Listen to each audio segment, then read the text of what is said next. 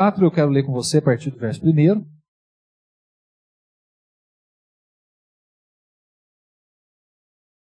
Nos diz assim a palavra de Deus: Falavam eles ainda ao povo quando sobrevieram os sacerdotes, o capitão do templo e os saduceus, ressentidos por ensinarem eles o povo e anunciarem em Jesus a ressurreição dentre os mortos.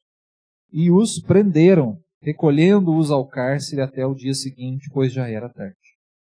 Muitos, porém, dos que ouviram a palavra e aceitaram, a aceitaram, subindo o número de homens a quase 5.000. No dia seguinte, reuniram-se em Jerusalém as autoridades, os anciãos e os escribas, com o sumo sacerdote Anás, Caifás, João Alexandre e todos os que eram da linhagem do sumo sacerdote. E pondo-os perante eles, os arguiram: Com que poder ou em nome de quem fizeste isso? Então Pedro, cheio do Espírito Santo, lhes disse: Autoridades do povo e anciãos, visto que hoje somos interrogados a propósito do benefício feito a um homem enfermo e do modo por que foi curado, tomai conhecimento vós todos e todo o povo de Israel, de que em nome de Jesus Cristo, o Nazareno, a quem vós crucificastes e a quem Deus ressuscitou dentre os mortos, sim, em seu nome é que este está curado perante vós. Este Jesus é a pedra rejeitada por vós, os construtores, a qual se tornou a pedra angular. E não há salvação em nenhum outro, porque abaixo do céu não existe nenhum outro nome dado entre os homens pelo qual importa que sejamos salvos. Ao verem a intrepidez de Pedro e João, sabendo que eram homens iletrados e incultos, admiraram-se. E reconheceram que haviam eles estado com Jesus. Vendo com eles o homem que fora curado, nada tinham que dizer em contrário. E mandando-os sair do sinédrio, consultavam entre si, dizendo: Que faremos com estes homens? Pois, na verdade, é manifesto a todos os habitantes de Jerusalém que um sinal notório foi feito por eles e não o podemos negar. Mas para que não haja maior divulgação entre o povo, ameacemo-los para não mais falarem neste nome a quem quer que seja. Chamando-os, ordenaram-lhes que absolutamente não falassem, nem ensinassem em o nome de Jesus. Mas Pedro e João lhes responderam: Julgai se é justo diante de Deus ouvir-vos antes a vós outros do que a Deus, pois nós não podemos deixar de falar das coisas que vimos e ouvimos. Depois, ameaçando-os mais ainda, os soltaram, não tendo achado como os castigar por causa do povo, porque todos glorificavam a Deus pelo que acontecera. Ora, tinha mais de 40 anos aquele em quem se operara essa cura milagrosa. Uma vez soltos, procuraram os irmãos e lhes contaram quantas coisas lhes haviam dito os principais sacerdotes e os anciãos. Ouvindo isso, unânimes, levantaram a voz a Deus e disseram: Tu, soberano Senhor, que fizeste o céu, a terra, o mar e tudo que neles há, que disseste por intermédio do Espírito Santo, por boca de Davi, nosso pai, teu servo: Por que se enfureceram os gentios e os povos imaginaram coisas vãs? Levantaram-se os reis da terra, e as autoridades ajuntaram-se a uma contra o Senhor e contra o seu ungido. Porque verdadeiramente se ajuntaram nessa cidade contra o teu santo servo Jesus, ao qual ungiste Herodes e Pôncio Pilatos, com gentios e gente de Israel, para fazerem tudo o que a tua mão e o teu propósito predeterminaram. Agora, Senhor, olha para as suas ameaças e concede aos teus servos que anunciem com toda a intrepidez a tua palavra. Enquanto estendes a mão para fazer curas, sinais e prodígios por intermédio do nome do teu santo servo Jesus. Tendo eles orado, tremeu o lugar onde estavam reunidos. Todos ficaram cheios do Espírito Santo e com intrepidez anunciavam a palavra de Deus. Até aqui. Amém. Meus irmãos, eu quero falar com vocês essa noite sobre a missão da igreja. A igreja está em missão. Desde que Jesus foi levado ao céu e enviou o Consolador, a igreja está em missão. A igreja está a serviço de Deus. E quero usar o texto de Atos 4. Para isso eu preciso localizar o contexto de Atos. Vocês notaram aqui que falou-se muito da cura de um homem que foi curado. Esse relato está no capítulo anterior, capítulo 3, quando Pedro e João entram na sinagoga e na porta da sinagoga um coxo pedia esmola. Esse coxo pediu ouro, dinheiro, prata para Pedro e João. Eles não tinham, mas Pedro diz, olha, prata e ouro eu não tenho, mas o que eu tenho eu te dou, em nome de Jesus Cristo, levanta e anda. E esse homem, que nunca havia andado, levantou e andou. E é lógico que aquilo chamou a atenção da cidade, da sinagoga, das pessoas ao redor, chamou a atenção dos principais líderes religiosos que ali na sinagoga ficavam, gerou um alvoroço, gerou ali um reboliço.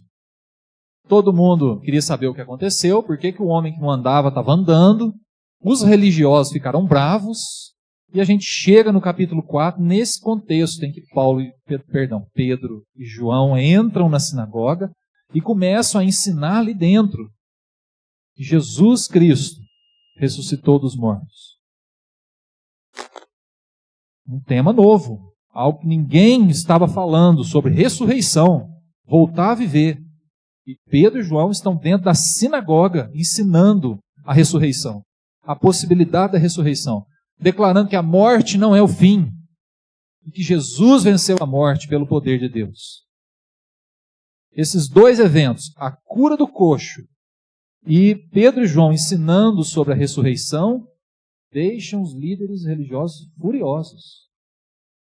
Então a gente chega no capítulo 4, com esse encontro dos líderes religiosos, vindo até Pedro e João, agarrando-os e os levando presos. Vimos aqui no capítulo 4, comecinho, versículo 2, que os líderes, anciãos, sacerdotes, junto com o capitão do templo, ressentidos por ensinarem eles o povo e anunciar a Jesus a ressurreição dentre os mortos, os prenderam, recolhendo-os ao cárcere até o dia seguinte. Pedro e João foram presos por ensinar a ressurreição e por curar um homem. Qual a culpa deles? O que eles fizeram de errado? Mas foram presos por causa disso. Jesus, antes de ser levado ao céu, chega para os seus discípulos e diz que eles seriam testemunhas, que eles receberiam o poder do Espírito Santo, a autoridade do Espírito Santo, e seriam testemunhas dele aonde eles estivessem. Pedro, João, os demais apóstolos, então, começaram essa missão de testemunhar de Jesus, de falar da ressurreição, de levar bênção, ministrar cura. A igreja começa a sua missão. Logo que a igreja começa, já tem uma retaliação. Logo que alguém é curado e alguém está ensinando sobre a ressurreição, já há oposição. Já há uma luta, uma dificuldade. A igreja acabou de começar a trabalhar no poder do Espírito Santo. E nós já temos o inimigo trabalhando contra. E deixa eu fazer uma pergunta para você. O inimigo trabalha contra a igreja hoje? Muito, não é? Então o contexto aqui, que a igreja enfrentou, é um contexto que nós enfrentamos hoje também. A pergunta é, como que esses irmãos aqui reagiram diante dessa luta, dessa afronta? Por que eles não desistiram logo de cara? Não. Já fomos presos, logo de cara nós já fomos presos, nós não fizemos nada de errado, nós curamos, estamos ensinando uma mensagem de esperança, já fomos presos. Não vou continuar com esse ministério aqui não.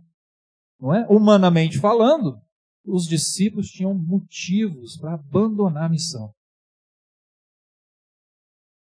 Mas eles não abandonaram. Esse é o motivo que nós estamos aqui hoje, cultuando a Deus. A pergunta é, como que eles encontraram motivação para não desistir logo de cara? Para não desistir diante da primeira luta? Para não desistir diante da primeira afronta? O que motivou Pedro, João, os demais discípulos, a igreja primitiva a seguir lutando em nome do Evangelho de Jesus? É isso que eu quero compartilhar com você hoje. E eu espero que você saia daqui animado, motivado. Pastoralmente, meus irmãos, eu acredito que nós temos uma ambição, se assim a gente pode chamar. Nós gostaríamos muito de ver a igreja crescendo espiritualmente, em maturidade, em número também. E nós somos a igreja em missão. E eu não consigo fazer essa igreja crescer sem a sua ajuda. Eu não consigo fazer essa igreja amadurecer espiritualmente, emocionalmente, sem a sua ajuda. Eu não consigo cumprir a missão de Jesus sem a sua ajuda. Então eu queria que você soubesse que nós pastoralmente temos uma ambição de que essa igreja cresça, de que esses bancos estejam lotados, de que daqui a um tempo a gente precisa, quem sabe, fazer 2 cultos por domingo. Mas para isso eu preciso da sua ajuda, porque nós somos hoje a igreja em missão. E eu não gostaria nem que eu desistisse diante de alguma luta e nem que você desistisse de pregar o evangelho diante de alguma luta, porque elas virão. Então vamos buscar motivação na palavra? Olha comigo como que Pedro e João reagiram a essa afronta para a gente hoje seguir pregando o evangelho também, sem desistir, cooperar com o crescimento espiritual, com o crescimento numérico da igreja de Jesus, de tal forma que a gente seja um instrumento poderoso nas mãos de Deus, como Pedro e João foram também. Então eu queria responder essas perguntas. O que Pedro e os demais discípulos fizeram para superar essa afronta? Como eles reagiram? O que motivou a igreja a seguir em frente? Onde eles se agarraram para não desanimar? Quero responder isso com você. Vamos olhar para a palavra agora? Primeira coisa, versículo 8. Diz assim: Então Pedro, cheio do Espírito Santo, lhes disse: autoridades do povo e anciãos. Primeira coisa que eu queria destacar, que eu creio que a palavra de Deus está nos chamando a atenção aqui, é a necessidade de estarmos cheios do Espírito Santo. Qual que é o tema que nós estamos trabalhando esse ano? Andai no Espírito. Para quê? Para que a gente busque estar cheio do Espírito Santo. Pedro teve ousadia, teve as palavras certas, no momento certo, do jeito certo, porque ele estava cheio do Espírito Santo. E isso é importante, meus irmãos, porque essa deve ser uma ambição espiritual sua, pessoal. Você orar, você buscar a Deus, pedindo, Espírito Santo, vem sobre mim, vem sobre nós. O Espírito Santo fala comigo, usa-me, enche-me. Tem que ser uma ambição sua, pessoal, nossa, da igreja. Mas se você não buscar o Espírito Santo, ele não vem. É prerrogativa. Efésios diz, enchei-vos do Espírito Santo. É uma ordem. É um processo. Não é algo que acontece uma vez só, não acontece mais. É busca. E é importante a gente lembrar que o Pentecostes aconteceu em Atos capítulo 2, preparando a igreja para a missão. E a igreja cheia do Espírito Santo saiu em missão. Se nós ousamos pregar o evangelho hoje, tem que ser cheio do Espírito Santo. Tem que ser na orientação, na direção do Espírito Santo. Essa é uma percepção comunitária, mas pessoal. Sabe o que me mostra aqui que Pedro estava cheio do Espírito Santo? 2 coisas. A primeira, o jeito que ele fala. Vocês notaram aí como que ele se dirige aos homens que prenderam a ele e a João? Cheio do Espírito Santo, o que ele diz? Versículo 8. Autoridades do povo e anciãos. Pedro está quebrando o barraco? Pedro está pulando no pescoço daqueles homens, seus algozes, homens que queriam o mal dele. Qual que é a reação de Pedro? Elegante, educado, olhando no olho daqueles homens e dizendo, autoridades e anciãos. Ele não apelou. Qual que é a tendência quando alguém faz o mal para a gente? É a gente apelar, não é? Pedro, cheio do Espírito Santo, levanta, olha no olho daqueles homens e diz: autoridades do povo, anciãos, com muito respeito, com uma fineza que só o Espírito Santo podia fazer. Isso mostra para mim que Pedro estava cheio do Espírito Santo. Ele olha no olho dos seus inimigos. Por quê? Porque são alvos do Evangelho. Mesmo pessoas que nos agridem, que nos fazem o mal, que não querem o nosso bem, são alvo do Evangelho. Como que a gente reage quando alguém nos faz mal? Quando alguém é violento com a gente é violento também? Quando alguém não mede palavras para nos atingir, nós também não medimos palavras para atingi-las? Pois Pedro olha para os seus inimigos e diz, com toda tranquilidade e respeito à autoridade do povo, do ancião. Isso mostra para mim, meus irmãos, um homem cheio do Espírito Santo. Cheio do Espírito Santo. Sabendo lidar, inclusive, com afronta. Sabendo lidar com pessoas que não concordam com o que ele está pregando, com o que ele está falando. Com muito respeito, ele se dirige a elas. A primeira coisa que me mostra que Pedro está cheio do Espírito Santo, a forma como ele reage e se dirige às pessoas. A segunda coisa é o que ele diz. Olha comigo o que ele diz. Ele diz no versículo 9, visto que hoje somos interrogados a propósito do benefício feito a um homem enfermo e do modo por que foi curado, o coxo do capítulo 3, tomai conhecimento vós, todos e todo o povo de Israel, de que em nome de Jesus Cristo Nazareno, a quem vós crucificastes e a quem Deus ressuscitou dentre os mortos, sim, em seu nome é que está curado, é que este está curado perante vós. Este Jesus é a pedra rejeitada por vós, os construtores, a qual se tornou a pedra angular. Não há salvação em nenhum outro, porque abaixo do céu não existe nenhum outro nome dado entre os homens pelo qual importa que sejamos salvos. Um homem cheio do Espírito Santo, declarando: só há salvação em Jesus. Só há salvação em Jesus. Então ele se dirige com respeito e também traz uma mensagem poderosa. E direta. E direta. Só há salvação em Jesus. Você que nos visita aqui hoje, você sabia disso? Que só há salvação em Jesus? E que se você não acertou a sua vida com Jesus, se você não creu, não se entregou, você não creu na obra de Jesus, não se arrependeu dos seus pecados, mesmo que você tenha a sua vida toda arranjada, feliz, próspera, você ainda não tem nada. Se a sua vida não está em Cristo. Você pode estar satisfeito materialmente, satisfeito profissionalmente, se a sua vida não está em Cristo. Você ainda não tem nada. O mais importante você não tem.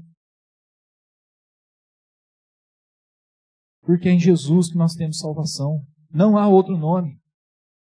Não há outra pessoa. Não tem um livro de autoajuda. Não tem um guru. Não tem ninguém que nos leve até Deus, porque só Jesus é o caminho, a verdade e a vida. Então eu convido você, se você não entregou sua vida para Jesus, creia nessa mensagem poderosa que Pedro manifestou aqui nesse dia, cheio do Espírito Santo, com respeito, mas dizendo de maneira firme: só há salvação em Jesus. Hoje, meus irmãos, como igreja em missão, nós precisamos seguir cheios do Espírito Santo, lidando da forma certa com as pessoas que não creem, reagindo, inclusive, ao mal da forma certa, com muito amor e respeito.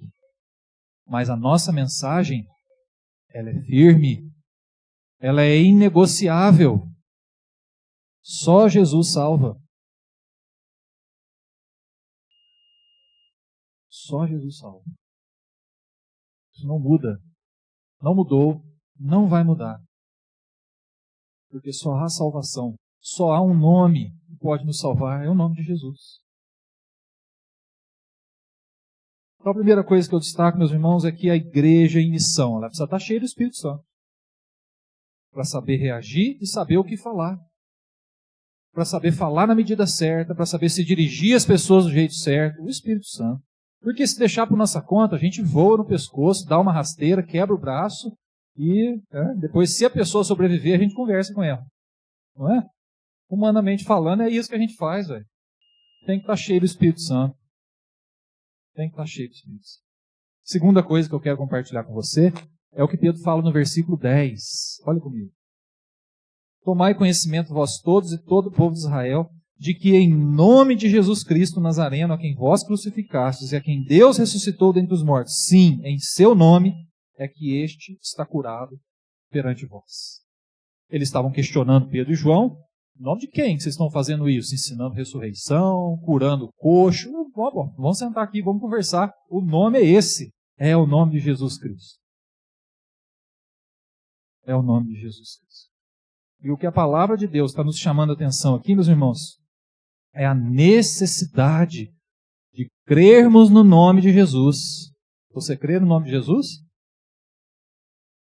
Se por um lado há necessidade de a gente estar cheio do Espírito Santo, por outro lado nós precisamos crer no nome de Jesus, o nome que a gente representa, nós somos embaixadores de Cristo. Temos que crer nesse nome, porque esse nome tem poder. Esse nome liberta, esse nome cura, esse nome muda realidades. Transforma o que a gente olha e fala assim, não tem jeito. Aquela pessoa que a gente olha e fala, não tem jeito, o nome de Jesus dá jeito. Aquela situação que a gente olha e fala, eu não vou sair desse buraco, o nome de Jesus te tira de lá. A cura do coxo aconteceu pelo poder do nome de Jesus. A doutrina da ressurreição agora está sendo pregada pelo poder do nome de Jesus. A salvação dos pecados e da morte é pelo poder do nome de Jesus. Pedro está dizendo, é o nome de Jesus que curou o coxo.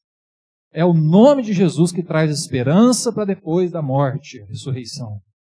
O nome é esse, é o nome de Jesus. Nós encontramos, meus irmãos, aqui a igreja pregando o nome de Jesus como uma pregação central. O nome de Jesus estava ali em evidência.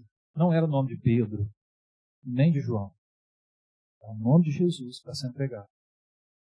Ninguém quer aparecer. Ninguém quer o seu nome nos outdoors da cidade.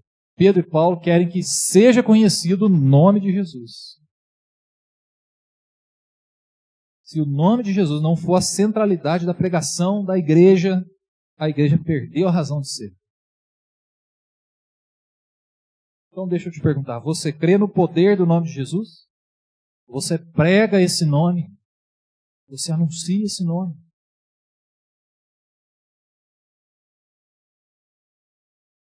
Deixa eu também falar uma coisa olhando os seus olhos. Se um dia você precisar clamar, pode chamar o pastor Walter, chama a mim também, nós vamos lá, nós vamos orar juntos, nós vamos clamar juntos. Mas você pode chamar 50 pastores na tua casa. O único nome que vai resolver é o nome de Jesus. Então, se precisar de mim para a gente orar junto, me chama, nós vamos orar junto. Mas nós vamos recorrer ao mesmo nome. Então, se um dia teu filho, tua filha, tua esposa, teu esposo estiver doente, você pode clamar o nome de Jesus. Porque é o nome de Jesus que tem poder. Creia nisso. Ore por isso. Busque isso. Você está precisando de um auxílio, clame o nome de Jesus. Chame o pastor também, o pastor vai te ajudar a clamar o nome de Jesus. Mas o que eu estou querendo dizer, meus irmãos, não estou querendo dizer que não é para vocês recorrer a gente, não, pode chamar, nós vamos, viu? Vamos com muita alegria, vamos orar, pode ser problema, pode ser endemoniado, mas o que vai dar jeito, meus irmãos, é o nome de Jesus. O que eu estou querendo dizer é que se a gente chamar o pastor John Piper, que é muito famoso nos Estados Unidos, reverendo Hernandes Dias Lopes, para ir na tua casa, e vamos eu e o pastor Walter lá para fazer de conta que a gente faz diferença, o que vai fazer diferença é o nome de Jesus. Não é nome de homens. Por isso creia, clame. É o nome de Jesus que faz diferença no final das contas. Recorra ao nome de Jesus. Nós acabamos de cantar. O nome de Jesus é lindo, puro, sublime, bendito.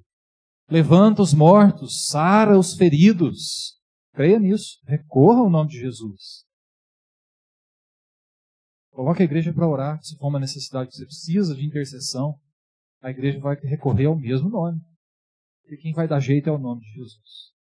Creia nisso. Creia nisso, recorra ao nome de Jesus. Amém? Outra coisa que eu mostro para você, no versículo 19.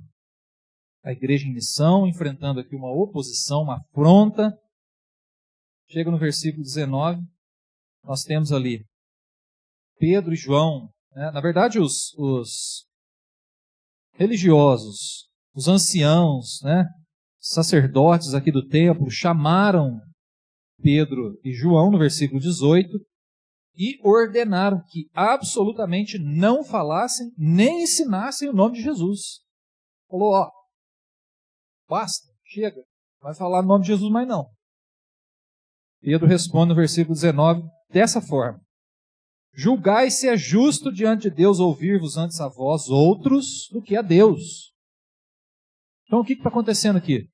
Por um lado, os sacerdotes e anciãos estão dizendo para Pedro e João, ó, não preguem em nome de Jesus.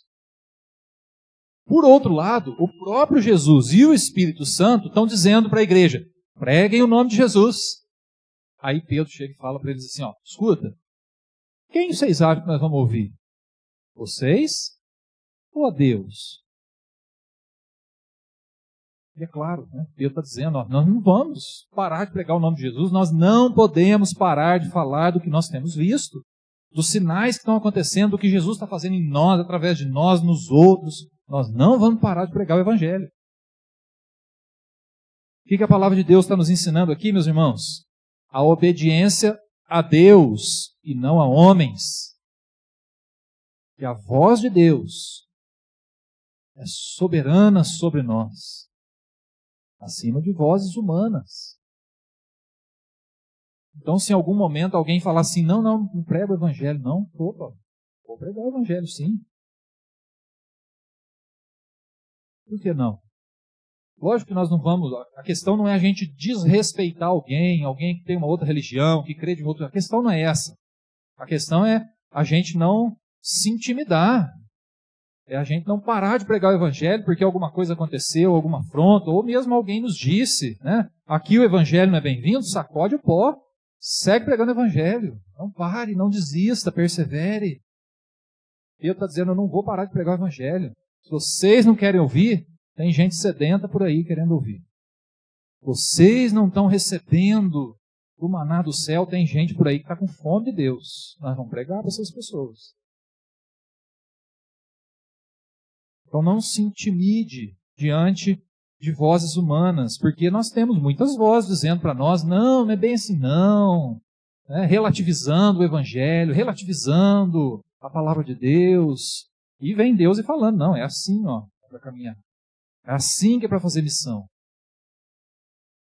E Pedro declara que quem determina a caminhada da igreja é a voz do Espírito Santo, não é a voz de homens, de pessoas, de seres humanos. Ouça a Deus. Ouça o que Deus diz.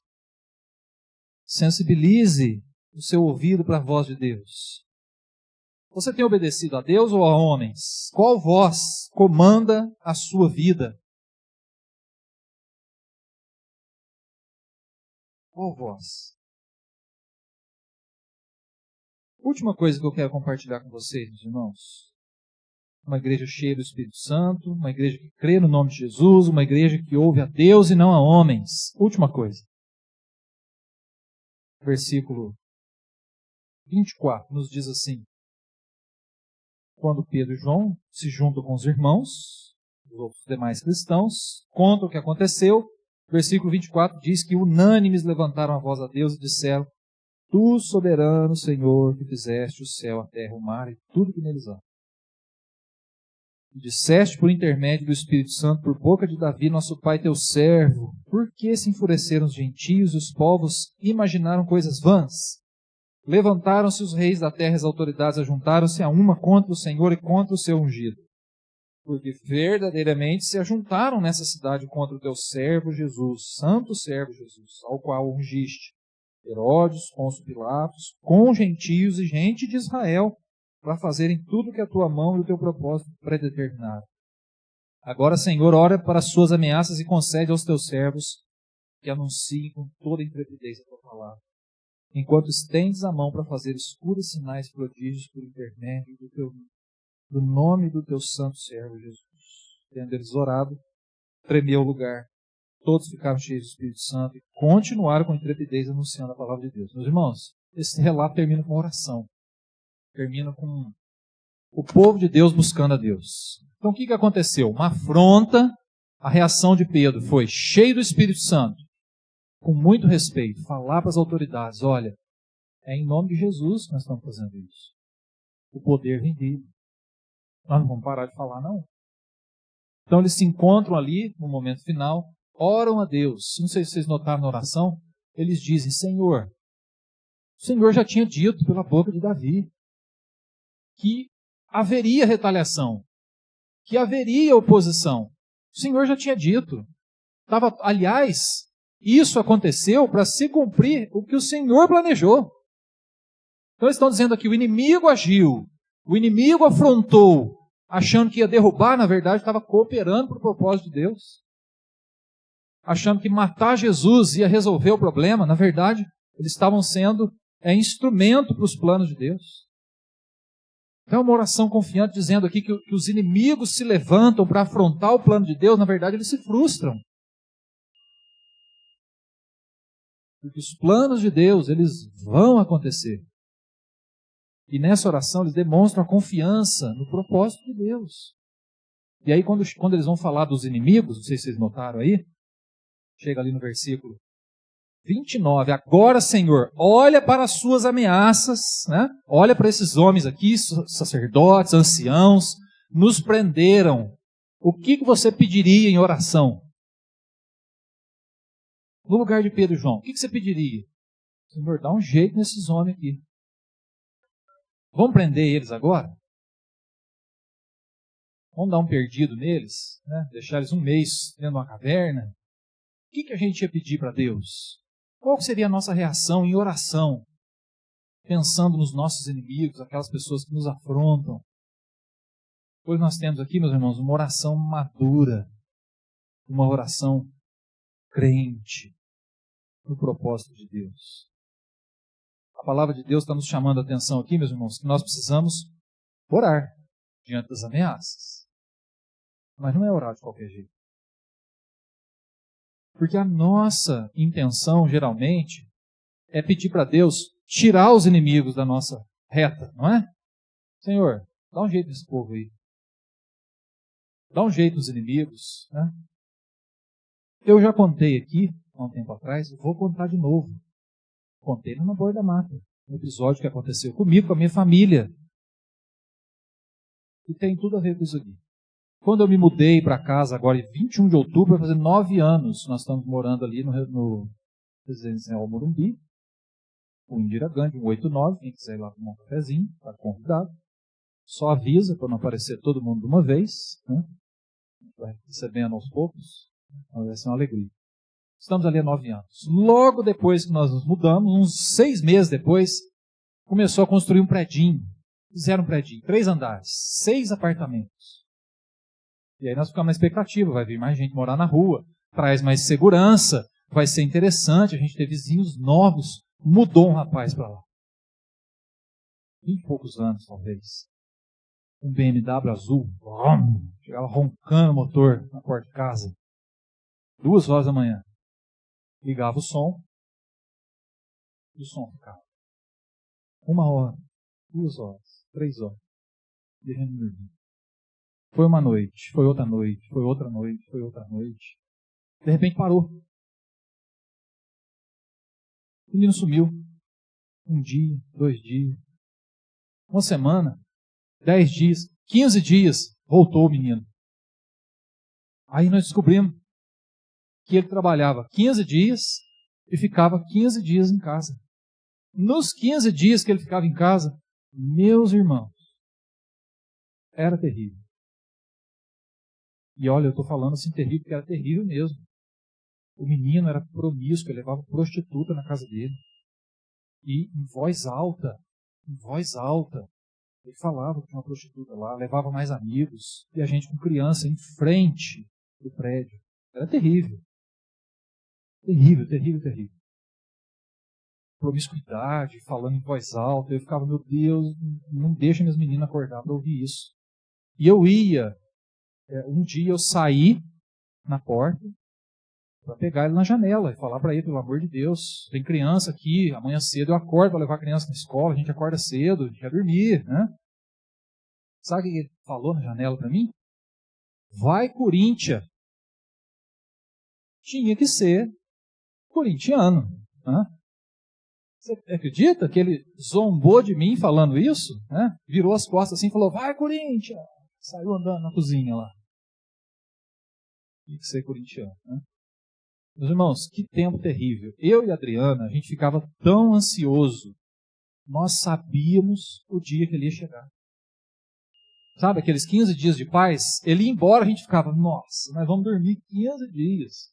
Que delícia. Ele chegava, a gente sabia que ele chegava na segunda-feira à noite. Chegava no domingo à noite, a Adriana virava para mim e falava assim, amanhã ele chega. A gente sabia a agenda do menino, estava tão terrível a situação, que nós sabíamos. Sabe o que eu fiz? Não é exemplo para ninguém. Eu orei, porque eu sabia, eu descobri que ele trabalhava numa plataforma da Petrobras. Ficava 15 dias na plataforma, voltava, ficava 15 dias em casa. Um dia eu orei, falei, Senhor, afunda aquela plataforma. Essa foi a minha oração. Foi. E eu reconheço que não foi uma boa oração. Que bom que Deus não ouve uma tagarelice dessa, né? Porque é bobagem. Mas, meus irmãos, o que eu notei? Que eu estava começando a cultivar um sentimento ruim em relação a ele. E se a gente não tomar cuidado, a gente começa a criar ódio no coração. Eu encontrava um menino na frente e eu falava, Senhor, não me deixa pular no pescoço dele. Porque eu queria pular no pescoço dele.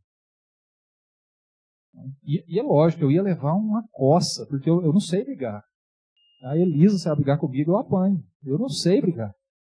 Eu nunca soube, nunca fui de briga. Né? Se eu entrar numa briga, eu saio perdendo, eu sei, eu reconheço.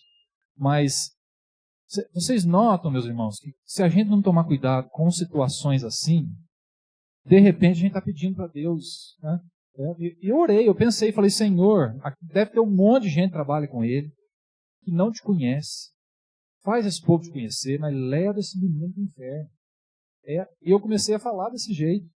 E um dia eu sentei com a Adriana e falei assim, ó, chega, nós não podemos lidar com essa situação dessa forma. Começamos a orar, eu e ela. Senhor, nos ajuda a resolver essa situação em paz. Eu sei que ele é alvo do teu evangelho, eu posso ministrar a tua palavra para ele. Hoje eu não quero não, mas eu posso, devo. Né? Então, começamos a orar diferente. Senhor, nos ajuda a resolver essa situação de maneira pacífica. Eu não quero odiá-lo. Eu quero que de alguma forma ele seja alvo do teu amor. Usa a nossa vida. Sabe o que aconteceu alguns meses depois? Mudou o segundo inquilino do prédio. E na primeira noite que esse menino voltou e ligou o som, o inquilino desceu do apartamento de cima, bateu assim com toda a educação, né? Na porta. O menino abriu, eu ouvia da minha cama, deitado na minha cama, como se tivesse a música ali no pé da minha cama, e a conversa também. E o rapaz falou assim para ele, você está ficando louco? Amanhã cedo eu tenho que acordar para trabalhar. Desliga essa porcaria agora. Não, estou só curtindo. Você vai curtir na hora que não incomodar ninguém. Você não me faça voltar aqui de novo. Eu escutei da minha cama. Voltou para o quarto dele, bateu a porta. Um silêncio. A noite inteira. O que aconteceu? O menino perdeu o espaço dele ali sozinho no prédio, morava sozinho no prédio. Achava o dono do prédio, né? Levava a galera, era festa, não tinha horário, dormia o dia inteiro, e a gente ficava com o olho desse tamanho o dia inteiro, né? E olha como que Deus resolveu, meu irmão. Nós oramos, paramos de entender que ele era um inimigo, pedimos para Deus sabedoria do Senhor para a gente lidar com a situação em paz. Deus mudou o quadro, trouxe outra forma de resolver. Não precisou afundar a plataforma que ele trabalhava. Mudou o inquilino e mais pessoas começaram a mostrar para ele que ele estava incomodando. Ele não ficou 3 meses lá. Ele foi morar em outro lugar. Mas qual que é a nossa tendência quando a gente lida com uma situação assim, de alguém que está nos afrontando? A gente quer pedir para Deus tirar o inimigo, não é? Essa é a nossa primeira reação. A gente ter ódio, né? De repente a gente está pedindo até a coisa errada na oração. Não faça isso. Não faça o que eu fiz. Né? De desejar o mal, de pedir que Deus faça o mal. Deus não faz isso, ainda bem. Deus é sábio e lida de outra forma. E nos ajudou a aprender a lidar com a situação. Vocês notaram o que a igreja pediu aqui, meus irmãos, diante da ameaça? Olha comigo. Versículo 29. Agora, Senhor, olha para as suas ameaças e concede aos teus servos que anunciem com toda a intrepidez a tua palavra.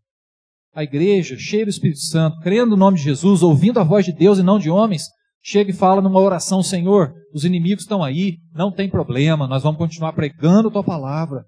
Dá ousadia para o teu povo, nós não queremos parar. Pode deixar os inimigos aí, não tem problema, nós vamos passar por cima. Nós vamos, dirigidos pelo Espírito Santo, encontrar formas de anunciar a tua palavra, que a tua palavra não pare de ser anunciada. Usa a nossa vida, apesar da oposição, da ameaça. Usa-nos. Um povo de... Olha que oração, meus irmãos, que oração madura. Que oração de pessoas crentes, de pessoas que não temem a afronta e que sabem que o papel delas é anunciar a palavra de Deus, não importa o que venha por aí. Essa é uma oração que nós precisamos aprender a fazer. Uma oração que não teme ameaças. Uma oração que reconhece: vai vir ameaça, vai, mas essa ameaça vai ajudar a cumprir o propósito de Deus. Assim esse povo orou. Terminou todo esse desfecho de um problema, de perseguição, de afronta, de prisão, de cárcere, com mais vontade de pregar a palavra de Deus. E eles terminam a oração, treme o lugar, ficam cheios do Espírito Santo, e o texto diz que, com intrepidez, anunciavam a palavra de Deus. Essa é uma igreja em missão, cheia do Espírito Santo, crendo no nome de Jesus, ouvindo a voz de Deus e não de homens, e orando com maturidade, crendo no propósito do Senhor, aprendendo a lidar com os inimigos, não baixando a cabeça diante dos problemas, não deixando de pregar porque uma coisa não deu certo, não desistindo da obra porque aqui não deu certo, vamos pregar ali então. Nós vemos a igreja avançando, meus irmãos, e o evangelho chegou até nós hoje porque esses irmãos perseveraram. Hoje o convite é para nós, somos a igreja em missão. Vamos seguir pregando o evangelho, com intrepidez, com ousadia. Venha o que vier. Nos afronte quem nos afrontar. Pregar que o nome de Jesus salva, liberta. É a nossa vez de lidar com essas situações. O poder do Espírito Santo. A oração madura, meus irmãos, ela confia na providência de Deus e não nas circunstâncias. Não nas circunstâncias. Você tem vida de oração? Você tem joelho dobrado? Ou você busca oração só para falar dos teus problemas? É para falar também dos problemas. Nós precisamos de joelho dobrado, meus irmãos, para a gente saber como que a gente prega a palavra de Deus em Poços de Caldas no ano de 2025, começando o segundo semestre. Como que a gente prega a palavra de Deus? No trabalho onde a gente está, na vizinhança que a gente mora. Como que a gente anuncia de maneira eficaz, relevante, de maneira a alcançar e mudar realidades. É joelho no chão, meus irmãos, que vai nos trazer convicção, direção. Você tem vida de oração? Você ora pela missão? Vamos orar por isso. Saber o que fazer. Vamos crescer em oração. Você tem crescido em oração? Quando sofre perseguição, como que você ora? Como é a tua oração pelos inimigos?